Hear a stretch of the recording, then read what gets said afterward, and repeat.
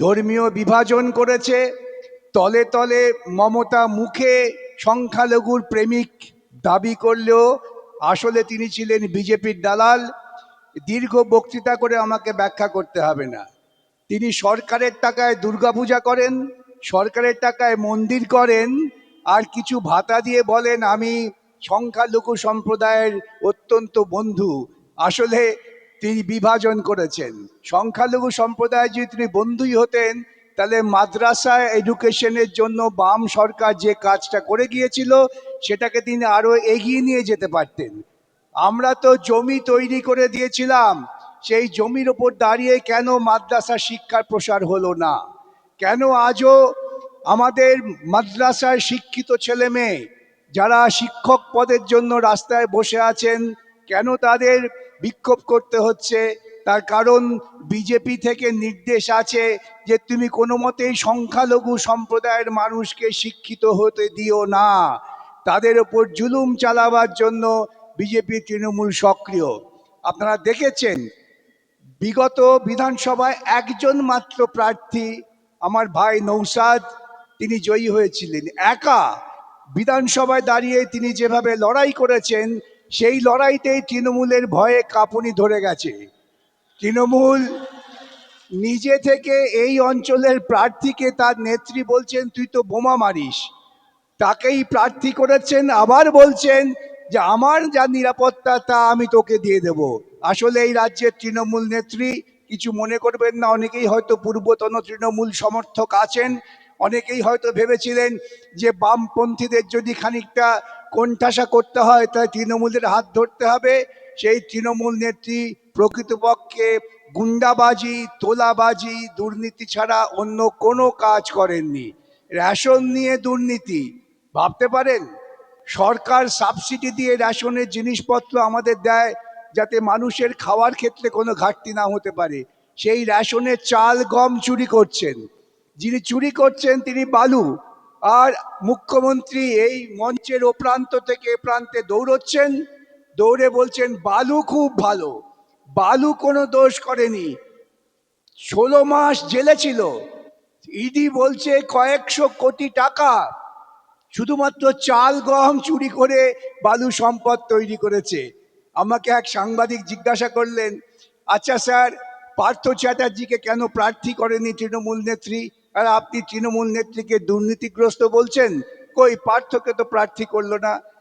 আমি বললাম আপনারা দেখেছেন, বালুকে তিনি বলেছেন খুব ভালো, কেন জানেন?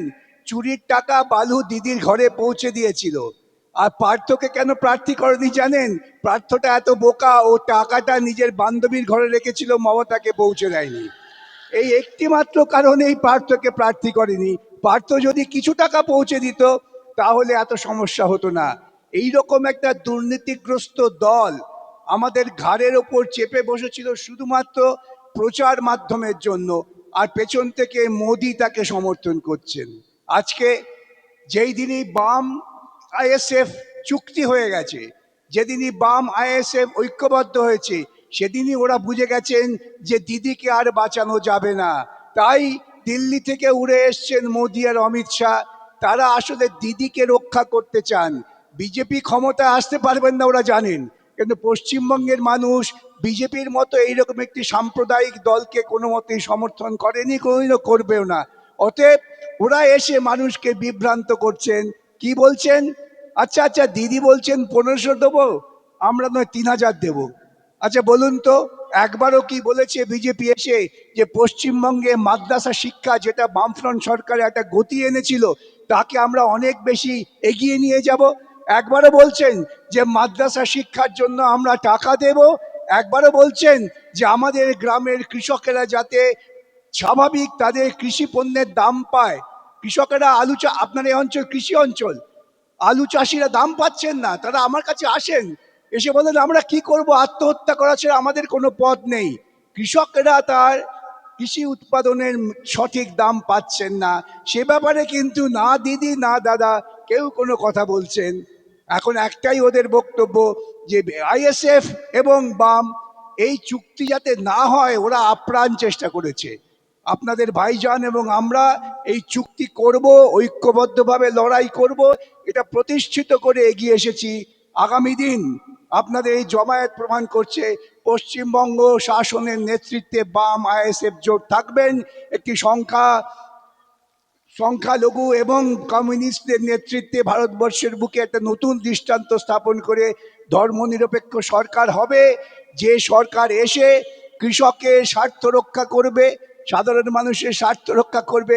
আর ওই যে বললো পরিযায়ী শ্রমিক, পরিযায়ী হবে কেন? আমার এখানে যদি কৃষি পণ্যের দাম পায়, আমার এখানে লেখাপড়া শেখার পর যদি কারখানা তৈরি হয়, সেখানে কাজের সুযোগ হয়, কেন বাইরে যাবে আমার ঘরের ছেলেরা? আমার ঘরের ছেলে তো বাইরে যাওয়ার কোনো প্রয়োজন নেই। কাটমানি দিয়ে শুধুমাত্র কিছু লোককে পকেটে রেখে দিয়ে অন্য লোকদের ভয় দেখানো, এই চালাকিটা শেষ হয়ে গেছে। এই যে আমার আগে বন্ধু বললেন যে বলছেন ওখানে বোমা আছে, ওটা আসলে তৃণমূলের বাড়ি, এবার সেটা আইএসএফ এর ঘাড়ে চাপাবার চেষ্টা করছেন, এবং পুলিশ দিয়ে সেটা ওরা কার্যকর করতেন। এখন পুলিশেরও টনক নড়ে গেছে। বেআইনি কাজ করলে পরে আমরা বলেছি, ঘোষণা করেছি, এমন দিন আর থাকবে না। বেআইনি কাজ পুলিশ যদি করে, পুলিশকে হেফাজতে যেতে হবে, সে ব্যবস্থাও করব, ছাড় কেউ পাবে না। পশ্চিমবঙ্গের বুকে বেআইনি কাজ করে সাধারণ মানুষের বিরুদ্ধে যারা দাঁড়াচ্ছেন, সে যত বড় অফিসারই হন না কেন, আমার সঙ্গে দেখা হলে আমি তাদের আড়ে ঠাড়ে বলি, ভাই এদিন থাকবে না, নিজের বিপদ ডেকে আনবেন না। আইন মেনে কাজ করুন, মানুষের যে অধিকার, সে অধিকারটাকে কার্যকর করুন। তার বাইরে গেলে ওই যে বলেছিলাম আগে মারবো কম দৌড় করাবো বেশি, এখন বলছি দৌড় করাবো না, মারবো, এটা মাথায় রাখবেন। এই বলেই এবং আপনাদের সকলের সমর্থন, আমি বলছি আপনারা যে যেখানে আছেন, এই যে বাম আইএসএফ জোট হয়েছে, এই জোটটাকে দৃঢ় করুন এবং এই জোটের সমস্ত প্রার্থীদের আপনারা জয়ী করুন। বাংলা জিতবে। বাংলা জেতা মানে ভারতবর্ষ এগিয়ে যাবে। ওই রকম মোদি মমতার মতো ধর্ম ধর্ম হবে না। আমাদের আসল ধর্ম হবে কৃষিকাজ, শিক্ষা, কৃষিকাজ, শিক্ষা, কারখানা, উৎপাদন। এর পথে আমরা এগিয়ে যাব। এটুকু বলেই আপনাদের অভিনন্দন জানিয়ে আমার কথা শেষ করলাম। ধন্যবাদ। 29 তারিখ দাঁতে দাঁত চেপে ওরা গুন্ডামি করে। আমরা দেখেছি পঞ্চায়েত নির্বাচনে কেমন গুন্ডামি করেছে। আমরা দেখেছি পঞ্চায়েত নির্বাচনে কিভাবে ভোটের অধিকার কেড়ে নিয়েছে। এতদিন পর্যন্ত ওরা পেরেছিল, এখন আর পারবেন না। এখন ব্যালট বাক্স চিবিয়ে খেয়েও, ব্যালট পেপার চিবিয়ে খেয়েও পার পাবেন না। ওরা বুঝে গেছে যে আদালত ওদের কথা আর শুনছে না।